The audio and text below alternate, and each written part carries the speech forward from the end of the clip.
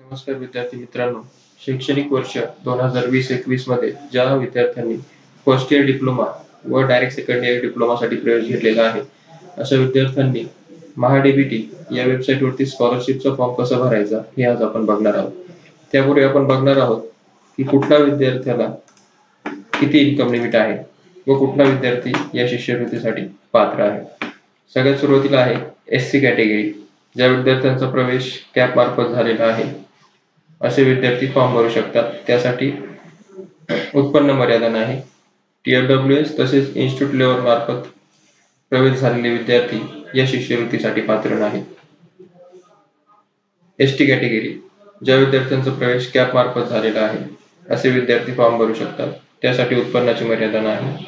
Against cap TFWS institute level मार्फत प्रवेश झालेले विद्यार्थी शिष्यवृत्तीसाठी पात्र नाही. त्यानंतर आहे VJT OBC SBC कॅटेगरी.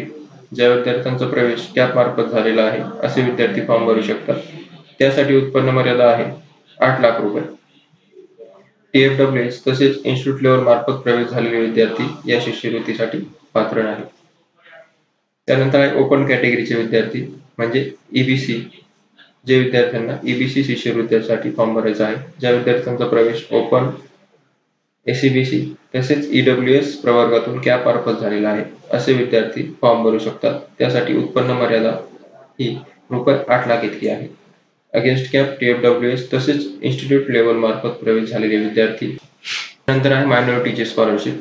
ज्या विद्यार्थ्यांचा प्रवेश ओपन प्रवर्गातून झालेला आहे तसेच जे विद्यार्थी मुस्लिम, बुद्धिस्ट, ख्रिश्चन, शीख, पारशी, जैन कम्युनिटीचे आहेत असे विद्यार्थी या शिष्यवृत्तीसाठी अर्ज करू शकतात.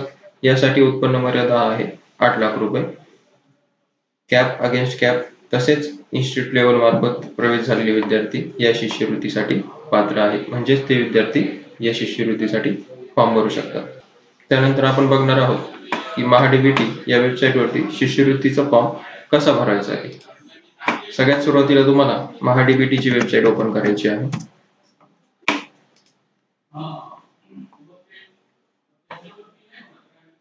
महाडीबीटीची वेबसाईट ओपन झाल्यानंतर पोस्ट मॅट्रिक स्कॉलरशिप यावरती क्लिक करा.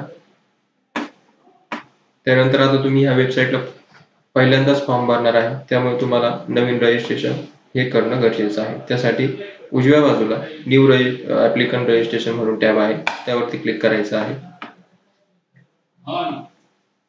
त्यावरती क्लिक केल्यानंतर सगळ्यात सुरुवातीला तुम्हाला ॲप्लिकंट नेम म्हणजे विद्यार्थ्याचं नाव टाकायचं आहे.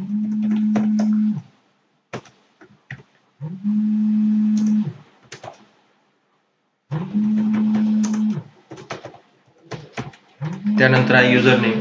तुम्ही तुमचं युजर नेम हे तुमचा आधार कार्डचा नंबर हेच ठेवा.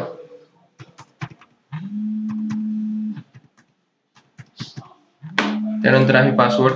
पासवर्ड हा तुम्हाला लक्षात राहील असाच ठेवायचा आहे. आपण सॅम्पल पासवर्ड म्हणून pass@123 असा पासवर्ड इथे टाकणार आहोत.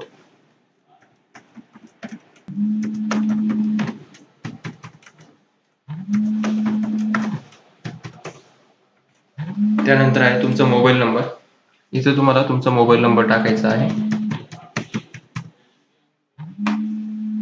त्यानंतर get OTP for mobile number verification. जो नंबर तुम्ही तिथे टाकणार आहात त्यानंतर त्या नंबरवरती OTP सेंड होणार आहे. तो OTP तुम्हाला इथे टाकायचा. Verify OTP for mobile number यावरती क्लिक करा. Mobile number verification has been successfully. Okay. त्यानंतर खाली रजिस्टर वरती क्लिक करायचं आहे. User registration save successfully. हे झालं तुमचं रजिस्ट्रेशन. त्यानंतर परत एकदा तुम्हाला ऍप्लिकंट लॉग इन इथे जाऊन तुम्ही जो आता युजर नेम आणि पासवर्ड तयार केला तो इथे टाकायचा आहे.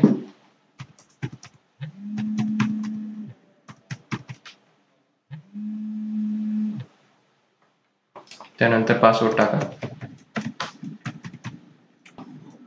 पासवर्ड टाकल्यानंतर इथे तुम्हाला तो कॅप्चा कोड टाकायचा आहे. Log in.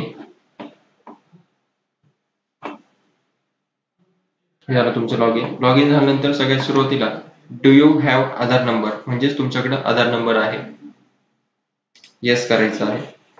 तुमचा आधार नंबर इथे टाकायचा आहे.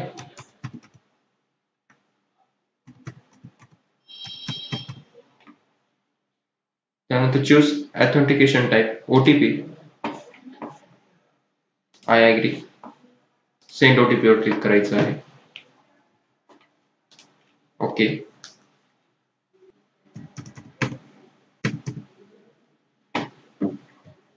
जो OTP तुम्हाला येणार आहे, म्हणजे हा OTP आता आधार कार्डला जो नंबर तुम्ही रजिस्ट्रेशन केलेला आहे ऑनलाईन, त्याच नंबरवरती हा OTP जाणार आहे.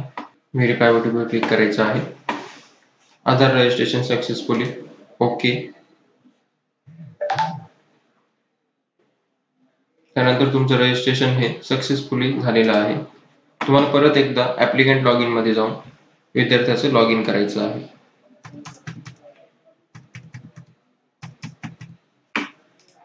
युजर नेम, पासवर्ड टाका.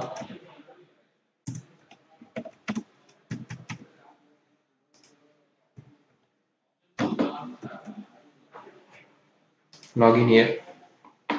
हे झालं तुमचं लॉग इन. वरती वेलकम, इथं विद्यार्थ्याचं नाव आलं. आता सगळ्यात सुरुवातीला तुम्हाला तुमची प्रोफाईल अपडेट करायची आहे. प्रोफाईल अपडेट करण्यासाठी डाव्या बाजूला प्रोफाईल म्हणून ऑप्शन आहे, त्यावरती क्लिक करायचं आहे. त्यावरती क्लिक केल्यानंतर इथे काही गाईडलाईन्स येतात, त्या तुम्ही वाचून घेऊ शकता. ओके. प्रोफाईल अपडेशन साठी तुम्हाला इथं 6 टॅब दिसतात वरती. Personal information, address information, author information, current course, past qualification आणि हॉस्टेल डिटेल्स. हे 6 टॅब तुम्हाला इथे भरायचे आहे.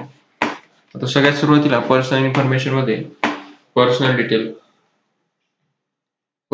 मध्ये तुमचा आधार नंबर तो तुम्हाला तिथे ऑटोमॅटिक दिसेल. तुमचं नाव जसं आधार कार्ड वरती आहे ते तिथे ऑटोमॅटिक तुम्हाला दिसणार आहे. तुमचा मोबाईल नंबर इथे तुम्ही व्हेरीफाय केलाय त्यामुळे तो परत टाकण्याची गरज नाही. तुमची date of birth, age, gender हे ऑटोमॅटिकली तुम्हाला इथं दिसणार आहे. त्यानंतर applicant full name as per SSC marksheet. जसं 10वीच्या मार्कशीटवर तुमचं नाव आहे तसंच तुम्हाला इथे टाकायचं आहे.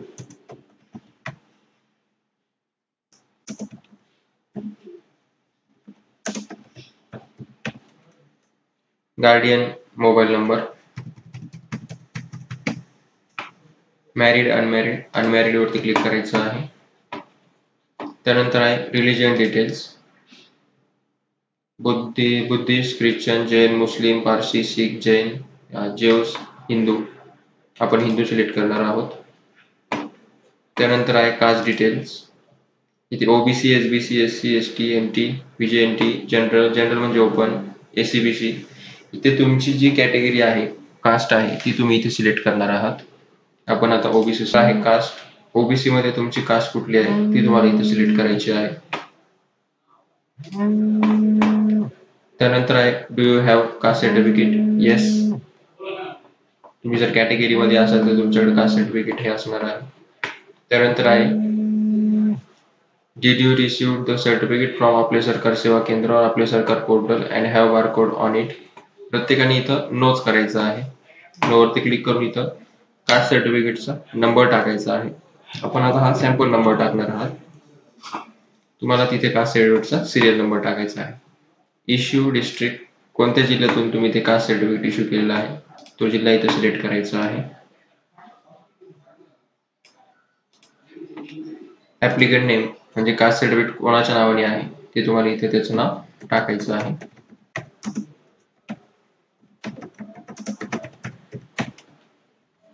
त्यानंतर आहे इश्युइंग अथॉरिटी. ते सर्टिफिकेट तुम्हाला कोणी इश्यू केलेलं आहे ते तुम्हाला इथे सिलेक्ट करायचं आहे. म्हणजे खाली सर्टिफिकेटवर सिग्नेचर असते, ती सिग्नेचर कोणाची आहे. सब divisional officer, tehsildar, naib tehsildar, sub divisional officer, TY collector, executive magistrate,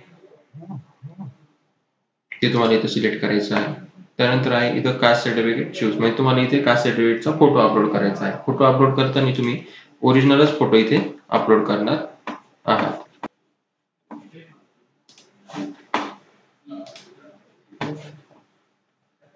caste certificate इथे अपलोड करायचं आहे. त्यानंतर आहे इश्यू डेट, म्हणजे ते कास्ट सर्टिफिकेट तुम्हाला कोणत्या तारखेला इश्यू झालेलं आहे ते तुम्ही इथे सिलेक्ट करणार. डेटा अपलोडेड सक्सेसफुली म्हणजे कास्ट सर्टिफिकेट तुमचं इथे सक्सेसफुली अपलोड झालं. त्यानंतर इथं व्ह्यू डॉक्युमेंट मध्ये तुम्ही ते व्ह्यू करून बघू शकता की तुमचं डॉक्युमेंट व्यवस्थित अपलोड झालेलं आहे की नाही. इश्युइंग डेट, ते कास्ट सर्टिफिकेट तुम्हाला ज्या तारखेला इश्यू झाले ती तारीख इथे तुम्हाला टाकायची आहे. हे झालं कास्ट सर्टिफिकेटचे डिटेल्स इथं फिल झाले. त्यानंतर इन्कम डिटेल्स, तुम्हाला इथे इन्कम डिटेल्स अपलोड करायचे आहेत. तुमच्या पालकांचं उत्पन्न किती आहे ते तुम्हाला इथे टाकायचं आहे. Do you have income certificate? Yes. इथे बारकोड वरती तुम्हाला नो सिलेक्ट करायचं आहे. इन्कम सर्टिफिकेट नंबर, जो तुमच्या इन्कम सर्टिफिकेट वर नंबर असेल तो इथे तुम्हाला टाकायचा आहे. इश्युइंग अथॉरिटी, ते तहसील इन्कम सर्टिफिकेट तुम्हाला कोणी इश्यू केलेलं आहे ते इथे सिलेक्ट करायचं आहे. त्यानंतर इन्कम सर्टिफिकेट परत इथे अपलोड करायचं आहे. Data successfully uploaded successfully, okay. Income certificate इथं अपलोड झालं. त्यानंतर आहे डेट ऑफ इश्यू, तुम्हाला कोणत्या तारखेला ते इन्कम सर्टिफिकेट इश्यू झालेलं आहे ती डेट तुम्हाला इथे टाकायची आहे. त्यानंतर आहे domicile details. Are you domicile of Maharashtra Karnataka border? Yes select करायचं आहे इथं. Do you have domicile certificate? Yes वरती क्लिक करायचं आहे. रिलेशनशिप टाईप सेल्फ, आता तुमच्या नावाने डोमोसाईल सर्टिफिकेट आहे त्यामुळे इथं सेल्फ सिलेक्ट करायचं आहे. त्यानंतर आहे बारकोड ऑन इट, नो वरती क्लिक करायचं. डोमोसाईल सर्टिफिकेटचा नंबर तुम्हाला इथे टाकायचा आहे. ऍप्लिकंट नेम, डोमोसाईल ज्याच्या नावाने आहे म्हणजे विद्यार्थ्याचं नाव इथं तुम्हाला टाकायचं आहे. त्यानंतर आहे इश्युइंग अथॉरिटी, तुम्हाला ते डोमोसाईल सर्टिफिकेट कोणी इश्यू केलं ते इथं सिलेक्ट करायचं आहे. डोमोसाईल सर्टिफिकेट इथे अपलोड करायचं. Data uploaded successfully, okay. त्यानंतर डोमोसाईल सर्टिफिकेट तुम्हाला कोणत्या तारखेला इश्यू झालं ती तारीख तुम्हाला इथं सिलेक्ट करायची आहे. आता आपण सॅम्पल तारखा इथं सिलेक्ट करतो आहे. तुमच्या डोमोसाईलवर जी डेटा असेल ती तुम्हाला इथं सिलेक्ट करायची आहे. त्यानंतर personal eligibility details, are you salaried? No select करायचं आहे.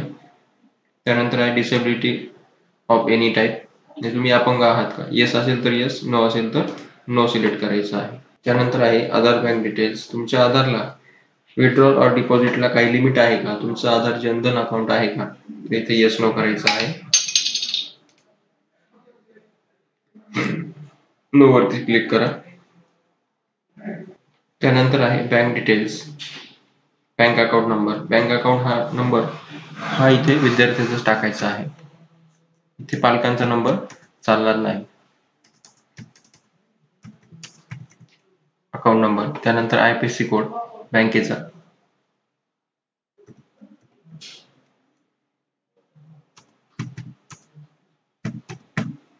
IFSC कोड टाकल्यानंतर तिथे तुमची ब्रँच ऑटोमॅटिक तुम्हाला तिथे दिसेल. ही झाली पर्सनल इन्फॉर्मेशन. हे संपूर्ण फिल झाल्यानंतर तुम्हाला इथं ती इन्फॉर्मेशन सेव्ह करायची आहे. Personal details save successfully. त्यानंतर आहे ऍड्रेस इन्फॉर्मेशन. ऍड्रेस इन्फॉर्मेशन मध्ये तुमच्या आधार कार्डवर जो ऍड्रेस आहे तो तुम्हाला इथे ऑटोमॅटिक दिसणार आहे. जे तुम्हाला इथे भरलेलं दिसणार नाही तिथे तुम्हाला तुमची माहिती भरायची आहे. त्यानंतर खाली आहे is correspondence address same as permanent? Yes. जर तुमचा करंट आणि परमनंट ऍड्रेस हा सेम असेल तर तिथे तुम्हाला येस वरती क्लिक करायचं आहे. त्यानंतर खाली विचारतं डिस्ट्रिक्ट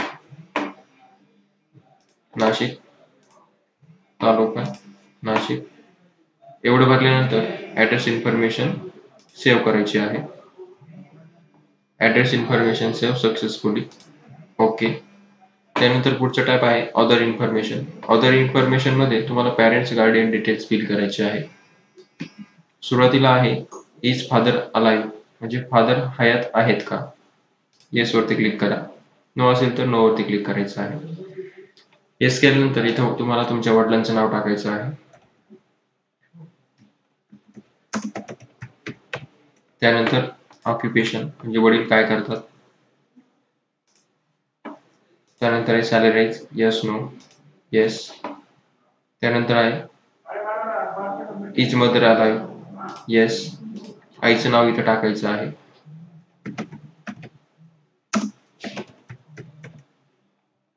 ऑक्युपेशन, शक्यतो बऱ्याच विद्यार्थ्यांची आई ही हाऊसवाईफ असते, त्यामुळे इथं हाऊसवाईफ सिलेक्ट करा.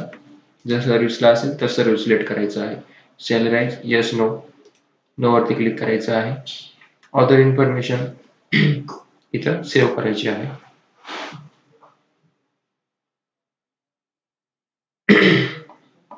Other information save successfully, okay. त्यानंतर आहे करंट कोर्स.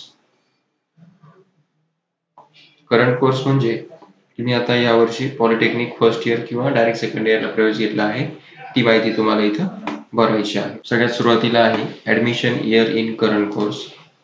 तुम्ही महाविद्यालयात कोणत्या वर्षी ऍडमिशन घेतलं, 2020 सिलेक्ट करा. त्यानंतर आहे institute state Maharashtra, institute district Nashik, institute taluka Nashik, qualification level. तुम्ही डिप्लोमासाठी फॉर्म भरता आहात पॉलिटेक्निकला, त्यामुळे डिप्लोमा कोर्स सिलेक्ट करायचा आहे. स्ट्रीम इंजिनिअरिंग सिलेक्ट करायची आहे. त्यानंतर आहे कॉलेज स्कूल नेम. तुम्ही ज्या महाविद्यालयात प्रवेश घेतला त्या महाविद्यालयाचं नाव. आपल्या महाविद्यालयाचं नाव गुरु Govind Singh foundation, Guru Govind Singh polytechnic Nashik, in bracket 5240 तुम्हाला इथं सिलेक्ट करायचं आहे. त्यानंतर आहे कोर्स नेम. तुम्ही कुठल्या ब्रँचला ऍडमिशन घेतलेलं आहे ते तुम्हाला इथं सिलेक्ट करायचं आहे. Civil, computer, electrical, electronics and telecommunication आणि मेकॅनिकल. तुम्हाला तुमची इथं ब्रँच सिलेक्ट करायची आहे जी आहे ते. त्यानंतर आहे admission type. Admission type select करताना थ्रू कॅप, गव्हर्नमेंट कोटा हेच प्रत्येकाने सिलेक्ट करायचं आहे. त्यानंतर आहे सीईटी मेरिट पर्सेंटेज. प्रत्येकाने इथं 0 टाका. त्यानंतर आहे इथं तुम्हाला तुमचा डेन आयडी टाकायचा आहे. म्हणजे ऑनलाईन जेव्हा तुम्ही रजिस्ट्रेशन केलं ऍडमिशनसाठी, तुम्हाला जो डेन आयडी मिळालेला आहे तो तुम्हाला इथं टाकायचा आहे.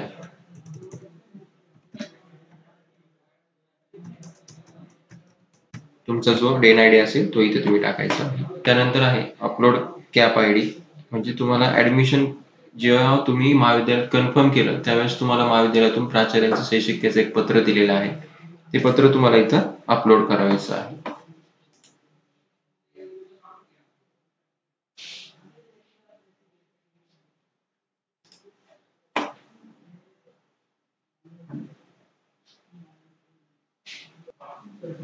त्यानंतर आहे year of study, first year. जे विद्यार्थी इथं फर्स्ट इयरला ऍडमिशन घेतलेलं आहे असे विद्यार्थ्यांनी फर्स्ट इयर सिलेक्ट करायचं आहे. आणि ज्या विद्यार्थ्यांनी डायरेक्ट सेकंड इयरला ऍडमिशन घेतलेलं आहे अशा विद्यार्थ्यांनी डायरेक्ट सेकंड इयर इथे सिलेक्ट करायचं आहे. First year pursuing or complete. तुम्ही फर्स्ट इयरला ऍडमिशन घेतलेलं आहे त्यामुळे इथं फर्स्ट इयर परसुइंग वरती क्लिक करा. ऍडमिशन डेट, ज्या तारखेला तुम्ही इथं ऍडमिशन घेतलं ती तारीख तुम्हाला इथं टाकायची आहे.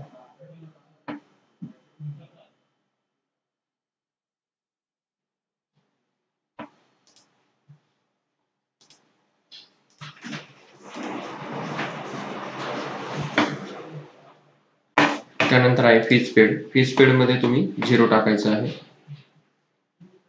त्यानंतर upload cap receipt.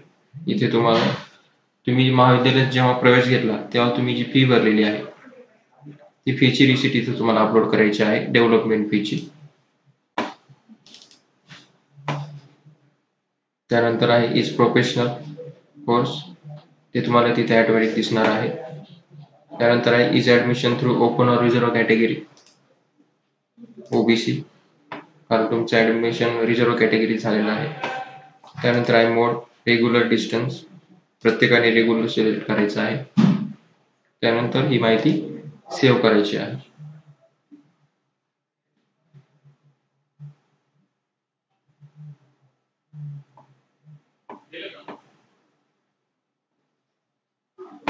Course detail save successfully, okay. त्यानंतर आहे पास्ट क्वालिफिकेशन. पास्ट क्वालिफिकेशन म्हणजे तुम्ही इथं फर्स्ट इयरला ऍडमिशन घेतलं म्हणजे तुम्ही 10वी करून आलेला आहात तर तो पास्ट क्वालिफिकेशन मध्ये तुम्हाला तुमची 10वीची डिटेल टाकायची आहे. आणि जे विद्यार्थी डायरेक्ट सेकंडरीला ऍडमिशन घेतलेलं आहे अशा विद्यार्थ्यांनी 10वी व 12वी हे दोन्ही डिटेल्स इथे टाकायचे आहे.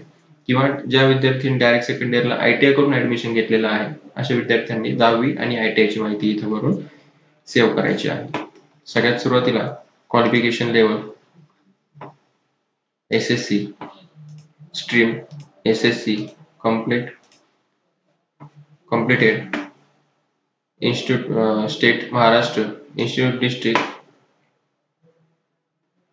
Nashik institute taluka Nashik course SSC board.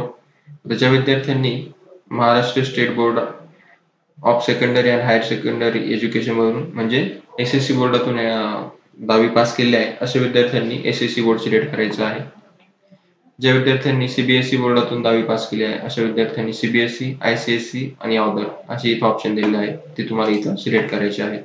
मोड रेग्युलर. ऍडमिशन इयर म्हणजे आता तुम्ही 2019-20 मध्ये 10वी पास झालेला आहात, त्यामुळे तुम्हाला इथे ऍडमिशन इयर हे 2019 इथे सिलेक्ट करायचं आहे आणि पासिंग इयर 2020 सिलेक्ट करायचं आहे.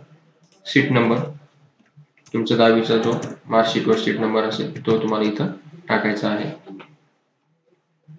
मंथ ऑफ एक्झाम तुमची 10वीची परीक्षा कधी झाली, फेब्रुवारी मार्च.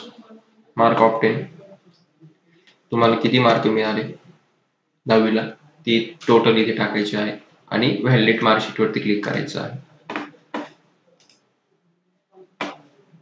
व्हॅलिडेट मार्कशीट वरती क्लिक केल्यानंतर तुमचं मार्कशीट तिथे ऑटोमॅटिक दिसणार आहे. ज्या विद्यार्थ्यांचं मार्कशीट तिथे ऑटोमॅटिक दिसणार नाही अशा विद्यार्थ्यांनी तुमचं ओरिजिनल मार्कशीट स्कॅन करून तुम्हाला तिथे अपलोड करायचं आहे.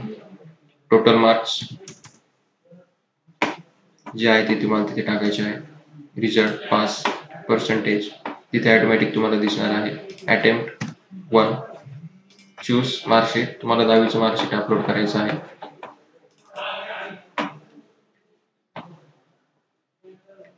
Was any gap in this qualification 10वी नंतर तुम्ही काही गॅप घेतलेला आहे का, म्हणजे काही विद्यार्थी 2019 मध्ये पास झालेला असतात आणि 1 वर्ष गॅप घेऊन त्यानंतर ऍडमिशन घेतलेलं असतं, तर अशा वेळेस तुम्हाला इथे येस नो सिलेक्ट करायचं आहे. प्रत्येकाने शक्यतो इथे नो वरती क्लिक करा आणि माहिती सेव्ह करायची आहे. Education detail save successfully. Okay.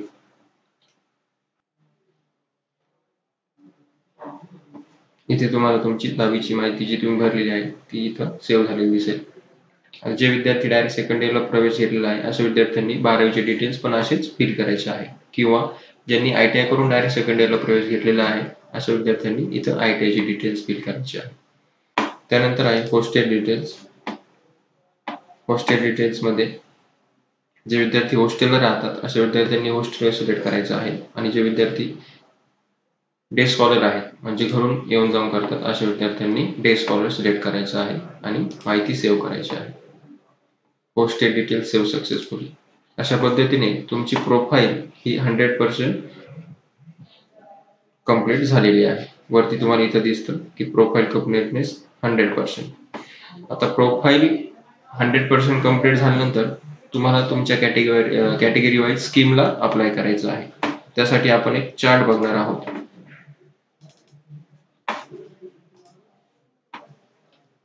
हा चार्ट आहे कॅटेगरी वाईज कुठल्या तुम्ही इन कॅटेगरी आणि तुमचं इन्कम किती आहे त्यानुसार तुम्ही कुठल्या स्कीमला अप्लाय करू शकता ते इथं दिलेलं आहे. सगळ्यात सुरुवातीला आहे SC category, department social justice and special assistant department. Scholarship ज्या विद्यार्थ्यांचं उत्पन्न 2.5 लाखापर्यंत आहे असे विद्यार्थी government of India post matric scholarship या स्कीमसाठी अप्लाय करू शकतात. आणि जे विद्यार्थ्यांचं उत्पन्न 2.5 लाखाच्या वरती आहे असे विद्यार्थी post matric tuition fee and examination fee freeship या स्कीमला अप्लाय करू शकतात.